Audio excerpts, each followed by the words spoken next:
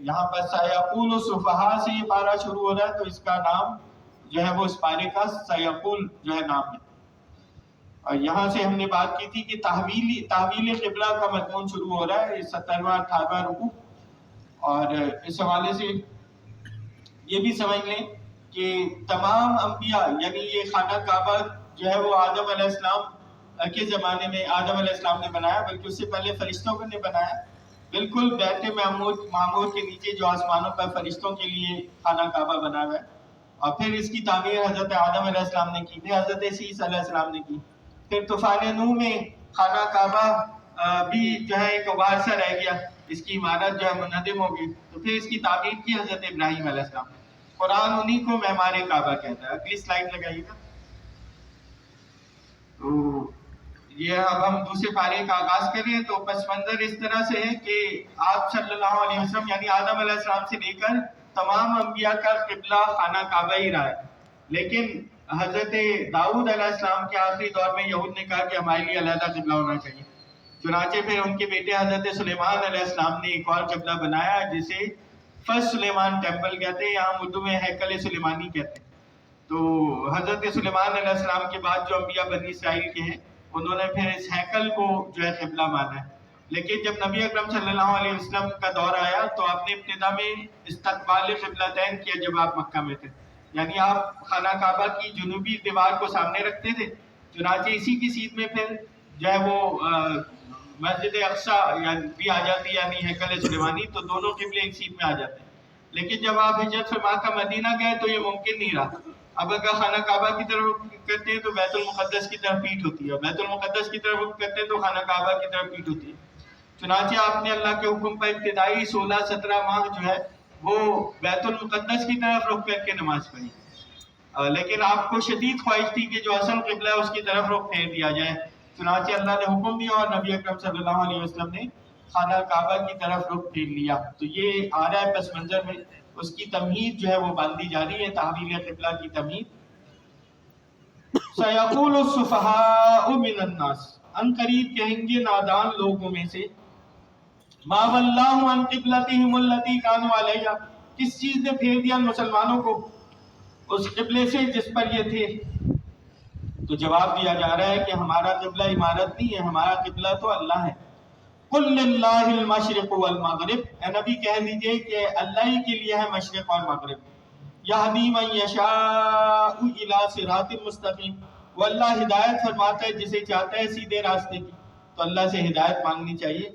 آگے پہ امت مسلمہ کی غرض و غایت بیان کی جا رہی ہے۔ یہ ہے ہیکل سلیمانی جو پہلے بنایا تھا حضرت سلیمان علیہ السلام نے، اسے گرا دیا تھا نبوکڈ نظر نے، پھر سیکنڈ سلیمان ٹیمپل بنایا تھا عزیہ علیہ السلام کے زمانے میں بنایا گیا، اسے گرا دیا ٹائٹس رومی نے 70 عیسوی میں، جو ابھی تک گرا ہوا ہے۔ اب یہ تھرڈ سلیمان ٹیمپل بنانا چاہتے ہیں۔ آگے بڑھیے گا جی۔ تو امت مسلمہ کی غرض و غایت کیا ہے، کیوں ہمیں ایک امت وسط بنایا گیا؟ وَكَذَلِكَ جَعَلْنَاكُمْ أُمَّةً وَسَطًا، اسی طرح ہم نے بنایا تمہیں درمیانی امت وسط، یعنی یہ افراط اور تفریط کے درمیان کی کیفیت ہوتی ہے۔ افراط کہتے ہیں کسی چیز میں زیادتی کر جانا، یہود اس کا شکار تھے، وہ دنیا پرست تھے، حب دنیا میں لگ گئے تھے، دنیا کو آخرت پر انہوں نے مقدم کیا تھا۔ اور تفریط کہتے ہیں کسی چیز میں کمی رہ جانا، عیسائیوں نے اس کا اپوزٹ کیا، انہوں نے ترک دنیا کا طریقہ اختیار کیا، رہبانیت کا طریقہ، جبکہ مسلمانوں کے لیے نہ افراط ہے نہ تفریط ہے بلکہ درمیان کا طریقہ ہے۔ اب وہ سنت رسول صلی اللہ علیہ وسلم سے معلوم ہوتا ہے کہ زندگی گزارنے کا درمیانی طریقہ کیا ہے، جس میں نہ حب دنیا ہو نہ ترک دنیا ہو، بلکہ جتنی دنیا کی ضرورت ہو اتنا اختیار کرنا۔ اسی طرح امت وسط یہ بھی ہے کہ اللہ کا پیغام ہے انسانوں کے نام ہے، لیکن درمیان میں واسطے ہیں۔ پہلا واسطہ ہے رسول ملک حضرت جبرائیل علیہ السلام کو اللہ نے اپنا کلام دیا، وہ لے کر آیا رسول بشر صلی اللہ علیہ وسلم کے پاس، اور رسول بشر صلی اللہ علیہ وسلم نے یہ پیغام دیا امت مسلمہ کو۔ آج اللہ کی پیغام اور انسانوں کے درمیان کون ہے؟ امت مسلمہ ہے، اس لیے یہ امت وسط ہے، درمیانی امت، جس کے حوالے جو ہے وہ اللہ کا پیغام، اس کا کلام ہے۔ ہمیں تو یہ کہا گیا تھا کہ نہ صرف ہم خود عمل کریں بلکہ دنیا تک اسے پہنچائیں، تو ہم وہ ہیں جنہوں نے خود ہی قرآن سے رخ پھیر لیا اور اس کے لیے وقت نہیں نکالا۔ تو اللہ ہمیں اصلاح کی توفیق عطا فرمائے۔ اس لیے فرمایا وَكَذَلِكَ جَعَلْنَاكُمْ أُمَّةً وَسَطًا، اسی طرح ہم نے بنایا تمہیں ایک درمیانی امت، لِتَكُونُوا شُهَدَاءَ عَلَى النَّاسِ، تاکہ تم گواہ بن جاؤ لوگوں پر۔ یہ گواہی تین کام کرنے سے ہوگی، اپنے قول سے۔ اسلام آج بھی قابل عمل ہے اور یہ بہترین طریقہ ہے زندگی گزارنے کا، کہ اپنی سیرت و کردار سے ثابت کرنا ہوگا کہ یہ ہم اسلام کو صرف زبان سے نہیں کہتے، ہم اس پر عمل کرتے ہیں۔ اور دیکھو ہماری سیرت کا جائزہ لے لو، ہمارے کردار کو دیکھ لو۔ اور تیسرا یہ کہ اجتماعی جد و جہد کر کے اسے اجتماعی سطح پر غالب کیا جائے۔ ایک سائنسیبل ملک میں شریعت نافذ ہو جائے تو پوری دنیا اس کی متلاشی، اور لوگ ایسے نظام کے متلاشی ہیں جس میں عدل و انصاف ہو، جس میں ہر ایک کو اس کا حق ملے۔ اس وقت یورپ نے بڑی کوششیں کی ہیں ایک اچھے معاشرے کو قائم کرنے کے لیے، کہ بڑے مسائل ہیں وہاں، عورت اور مرد کا مسئلہ حل نہیں ہو رہا۔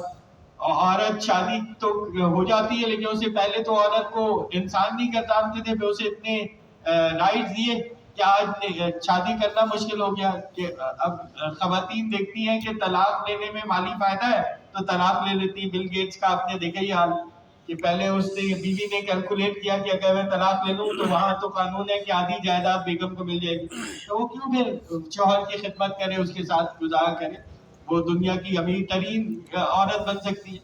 تو اسلام بتاتا ہے کہ صحیح کس کا کتنا حق ہے اور کس کی کتنی ذمہ داری ہے۔ تو یہ وہ نظام ہے جو پوری دنیا جس کی متلاشی ہے، اور یہ آج ہمارے پاس ہے۔ تو اس لیے کہا کہ تمہیں گواہ بننا ہے لوگوں پر، وَيَكُونَ الرَّسُولُ عَلَيْكُمْ شَهِيدًا، اور رسول ہوں گے گواہ تم پر۔ تو جیسے سورہ حج میں بھی کہا گیا کہ لِيَكُونُوا رَسُولُ شَهِيدًا عَلَيْكُمْ وَتَكُونُوا شُهَدَاءَ عَلَى النَّاسِ، قیامت کے دن پہلے انبیاء کو اٹھایا جائے اور وہ اپنی قوموں پر گواہی دیں گے کہ اللہ آپ کا پیغام ہم نے اس قوم تک پہنچا دیا، گویا آپ اپنے سیاہ سفید کے خود ذمہ دار ہیں۔ تو اسی طرح اس امت کو بھی گواہی دینی پڑے گی کہ اللہ جو آپ کا پیغام ہم تک آیا تھا ہم نے اگلی نسلوں تک پہنچا دیا، اس دنیا میں کنٹمپریری ورلڈ میں جتنے لوگ زندہ تھے ان تک یہ پیغام پہنچا دیا، اب یہ خود ذمہ دار ہے۔ تو یہ کام کرنے کا ہے، کیونکہ اب کوئی اور نبی اور رسول نہیں آئے گا، یہ ہمارا کام ہے۔ اسی علامہ اقبال کہتے ہیں سبق پہ پڑھ صداقت کا، عدالت کا، شجاعت کا، لیا جائے گا تجھ سے کام دنیا کی امامت کا۔ وَمَا جَعَلْنَا الْقِبْلَةَ الَّتِي كُنْتَ عَلَيْهَا، اور نہیں بنایا تھا ہم نے وہ قبلہ جس پر آپ پہلے سے تھے، إِلَّا لِنَعْلَمَ، مگر اس لیے کہ ہم ظاہر کر دیں، مَن يَتَّبِعُ الرَّسُولَ، کہ کون پیروی کرتا ہے رسول کی۔ اس میں مہاجرین صحابہ کا بڑا امتحان تھا، وہ کعبہ سے بڑی دلی محبت رکھتے تھے۔ جب ان سے کہا گیا اب کعبہ نہیں بیت المقدس کی طرف رخ کر کے نماز پڑھنا ہے، چاہے کعبہ کو پیٹھ ہو تو ہو، تب یہ ان کا امتحان ہو گیا کہ وہ رسول کی بات مانتے ہیں یا اپنے دل کی چاہت پر رہتے ہیں۔ تو فرمایا ممن ینقلب علی عقبیہ، تاکہ ظاہر ہو جائے وہ لوگ جو رسول کی اتباع کرتے ہیں اس سے جو الٹے منہ پھر جاتا ہے۔ وَإِن كَانَتْ لَكَبِيرَةٌ، اور بے شک یہ بڑی بھاری بات ہے، إِلَّا عَلَى الَّذِينَ هَدَى اللَّهُ، مگر ان لوگوں کے جنہیں ہدایت دی اللہ نے۔ وَمَا كَانَ اللَّهُ لِيُضِيعَ إِيمَانَكُمْ، اللہ ایسا نہیں کہ ضائع کر دے تمہارے ایمان کو۔ تو وہاں یہودیوں نے کہا تھا یہ کیسے نبی ہیں، ان کا کوئی قبلہ ہی فکس نہیں ہے، اور 17 مہینے اگر یہ قبلہ غلط تھا ہمارا والا تو جو تم نمازیں پڑھتے رہے وہ تو ضائع ہو گئی۔ تو اللہ کہہ رہا ہے کہ اللہ ان کی یہاں پر نماز کی جگہ اللہ ایمان لے کر آیا۔ تو مومن اور مسلی یہ ایک ہی ہوتے ہیں، جو ایمان والا ہوگا وہ لازماً نمازی ہوگا، ہو نہیں سکتا نماز نہ پڑھے۔ تو یہ ہمارا مغالطہ ہے، یہ اسی دور کے مسلمان ہیں جو نماز نہیں پڑھتے پھر بھی مومن ہونے کا دعویٰ کرتے ہیں، حالانکہ صحابہ کے نزدیک ایک وقت کی نماز جان بوجھ کر چھوڑ دینے والا وہ سمجھا جاتا تھا مرتد ہو گیا۔ تو ہمارا یہ حال ہے کہ کئی وقت کی نمازیں ہی چھوڑ دیتے ہیں، معاذ اللہ۔ اللہ تعالیٰ بچنے کی توفیق عطا فرمائے، نمازوں کی حفاظت کی توفیق عطا فرمائے۔ تو یہاں فرمایا وَمَا كَانَ اللَّهُ لِيُضِيعَ إِيمَانَكُمْ، اللہ ایسا نہیں ہے کہ ضائع کر دے تمہارے ایمان کو۔ إِنَّ اللَّهَ بِالنَّاسِ لَرَءُوفٌ رَحِيمٌ، اور بے شک اللہ تعالیٰ تو لوگوں پر بہت مہربان ہے، مسلسل رحم فرمانے والا ہے۔ پھر تحویل قبلہ کا حکم ہے، قَدْ نَرَى تَقَلُّبَ وَجْهِكَ فِي السَّمَاءِ، بے شک ہم دیکھ رہے ہیں نبی صلی اللہ علیہ وسلم آپ کے چہرے کا بار بار آسمان کی طرف اٹھنا۔ آپ بار بار آسمان کی طرف دیکھتے تھے کہ کب اللہ حکم دے گا اصل قبلے کی طرف رخ کرنے کا۔ فَلَنُوَلِّيَنَّكَ قِبْلَةً تَرْضَاهَا، اللہ کی طرف سے وعدہ ہے بس ہم پھیر دیں گے آپ کو اسی قبلے کی طرف جس کو آپ پسند کرتے ہیں۔ تو تحویل قبلہ کا پہلا مقصد تھا صحابہ کی آزمائش، دوسرا مقصد ہے اس کی حکمت کیا تھی، رضائے محبوب، محمد صلی اللہ علیہ وسلم چاہتے تھے کہ جو اصل قبلہ اس کی طرف رکھو، چنانچہ ایفائے عہد کا ذکر ہے فَوَلِّ وَجْهَكَ شَطْرَ الْمَسْجِدِ الْحَرَامِ، بس آپ پھیر دیجئے اپنا رخ مسجد حرام کی طرف یعنی کعبے کی طرف۔ تو اس میں آتا ہے کہ آپ بنی سلمہ میں تھے مدینہ کے قریب، اور آپ ظہر کی نماز پڑھا رہے تھے، 2 رکعت پڑھا چکے تھے کہ یہ حکم آیا تحویل قبلہ کا، اور عین نماز کی حالت میں آپ نے رخ پھیرا۔ 180 ڈگری کا فصل ہے، یعنی بالکل شمال اور جنوب کا فرق ہے، تو آپ نے اور پوری جماعت نے رخ پھیرا۔ اس مسجد کو مسجد قبلتین کہتے ہیں، 2 قبلوں والی مسجد، آج بھی آپ زیارت کر سکتے ہیں، مدینہ جائیں تو اسے ضرور دیکھیں۔ تو فرمایا وَحَيْثُ مَا كُنْتُمْ فَوَلُّوا وُجُوهَكُمْ شَطْرَهُ، اے مسلمانوں جہاں کہیں تم ہو تم پھیر لو اپنا رخ جو ہے مسجد حرام کی طرف۔ وَإِنَّ الَّذِينَ أُوتُوا الْكِتَابَ، اور بے شک وہ لوگ جنہیں دی گئی کتاب یعنی اہل کتاب یہود و نصارہ، لَا يَعْلَمُونَ أَنَّهُ الْحَقُّ مِنْ رَبِّهِمْ، وہ خوب جانتے ہیں کہ یہی برحق ہے ان کے رب کی طرف سے۔ موسیٰ علیہ السلام کا، داؤد علیہ السلام کا، سلیمان علیہ السلام کا قبلہ بھی یہی تھا، خانہ کعبہ، تو انہیں اچھی طرح معلوم ہے کہ حقیقی قبلہ یہی ہے۔ وَمَا اللَّهُ بِغَافِلٍ عَمَّا يَعْمَلُونَ، اور اللہ بے خبر نہیں ہے اس سے جو وہ کر رہے ہیں۔ اہل کتاب کی ہر درمی کا ذکر۔ وَلَئِن، یہ آپ دیکھیں مکہ ہے اور اسی کی سیدھ میں آگے فلسطین میں القدس ہے، تو آپ صلی اللہ علیہ وسلم اس طرح کھڑے ہوتے تھے کہ خانہ کعبہ بھی آگے رہے اور جو ہے بیت المقدس بھی اسی سیدھ میں آگے رہے، تو اسے کہتے ہیں استقبال قبلتین۔ آگے بڑھیں اگلی سلائیڈ، یا آپ دیکھیں یہ درمیان میں مدینہ ہے۔ اب مدینہ جب ہجرت کر گئے تو بیت المقدس کی طرف رخ کرتے ہیں تو خانہ کعبہ کو پیٹ ہوتی ہے، اور خانہ کعبہ کی طرف رخ کرتے ہیں تو بیت المقدس کو پیٹ ہوتی ہے، اس لیے ابتدا میں آپ نے 17 ماہ بیت المقدس کی طرف رخ کر کے نماز پڑھی، اسی لیے اسے قبلہ اول بھی کہتے ہیں۔ ہمارے لیے بہت مقدس مقام ہے، کئی انبیاء کا مسکن رہا ہے، اور یہ قبلہ اول بھی اس لحاظ سے کہ آپ صلی اللہ علیہ وسلم نے ابتدا میں استقبال قبلتین کیا ہے، اسے قبلہ رکھا ہے سامنے۔ جی آگے بڑھیں، تو آگے پھر اہل کتاب کے درمی کا ذکر۔ وَلَئِنْ آتَيْتَ الَّذِينَ أُوتُوا الْكِتَابَ، اگر آپ لے آئیں ان کے سامنے جنہیں دی گئی ہے کتاب، بِكُلِّ آیہ، ساری معجزات، ساری نشانیاں، فَمَا مَا تَبِعُوا قِبْلَتَكَ، تو بھی وہ پیروی نہیں کریں گے آپ کے قبلے کی، وَمَا أَنْتَ بِتَابِعٍ قِبْلَتَهُمْ، اور نہ ہی آپ بھی پیروی کرنے والے ان کے قبلے کی، وَمَا بَعْضُهُمْ بِتَابِعٍ قِبْلَةَ بَعْضٍ، اور نہ ہی ان میں سے بعض کے قبلے کی پیروی کرنے والے۔ یعنی یہود کے نزدیک بھی جو بیت المقدس ہے اس کا مغربی حصہ باعث برکت اور مقدس ہے، جبکہ عیسائیوں کے نزدیک اس کا مشرقی حصہ زیادہ مقدس ہے۔ گویا ہے اہل کتاب لیکن ان میں بھی اختلاف ہے۔ مشرقی حصے کی طرف بیت الحم ہے جہاں حضرت عیسیٰ علیہ السلام کی ولادت ہوئی، تو عیسائیوں کے نزدیک مشرقی حصہ زیادہ مقدس ہے، جبکہ یہودیوں کے نزدیک مغربی حصہ جو ہے بیت المقدس کا زیادہ مقدس ہے۔ وَلَئِنِ اتَّبَعْتَ أَهْوَاءَهُمْ، اب بالفرض اگر آپ نے پیروی کی ان اہل کتاب کی خواہشوں کی، من بعد ما جاءک من العلم، بعد اس کے کہ آ چکا آپ کے پاس علم، انک اذا لمن الظالمین، تو بے شک آپ ہی تب ہو جائیں گے ظالموں میں سے۔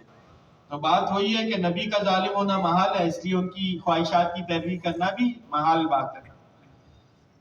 صاحب قبلہ کا بیان آ رہا ہے، الذین آتیناہم الکتاب، اور وہ لوگ جنہیں دی تھی ہم نے کتاب، یعرفونہ کما یعرفون ابناءہم، وہ انہیں پہچانتے ہیں جیسے کہ پہچانتے ہیں اپنے بیٹوں کو۔ یہاں ہو کی ضمیر ہے، اگر یہ قبلے کے لیے ہوتی تو ہا کی ضمیر آتی جو مؤنث ضمیر ہے، تو یہاں کہا گیا ہے کہ یہ صاحب قبلہ یعنی محمد صلی اللہ علیہ وسلم کو ایسے پہچانتے ہیں جیسے اپنے بیٹوں کو پہچانتے ہیں۔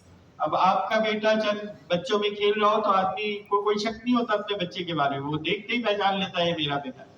تو اسی طرح اہل کتاب کی کتابوں میں آپ صلی اللہ علیہ وسلم کی اتنی نشانیاں تھیں کہ وہ اچھی طرح آپ کو پہچانتے تھے کہ یہ اللہ کے رسول ہیں، پھر بھی حق درمی کی وجہ سے ایمان نہیں لاتے تھے۔ وَإِنَّ فَرِيقًا مِّنْهُمْ، اور ان میں سے کچھ لوگ ایسے ہیں، لَا يَكْتُمُونَ الْحَقَّ وَهُمْ يَعْلَمُونَ، کہ وہ چھپاتے ہیں حق بات کو حالانکہ وہ اسے خوب جانتے ہیں۔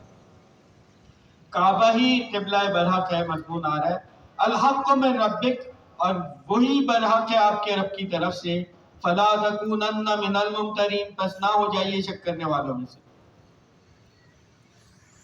آگے پھر باطنی قبلے کا ذکر آ رہا ہے، وَلِكُلِّ وِجْهَةٌ هُوَ مُوَلِّيهَا، اور ہر ایک کے لیے ایک رخ ہوتا ہے، جس ایک سمت ہوتی ہے جس کی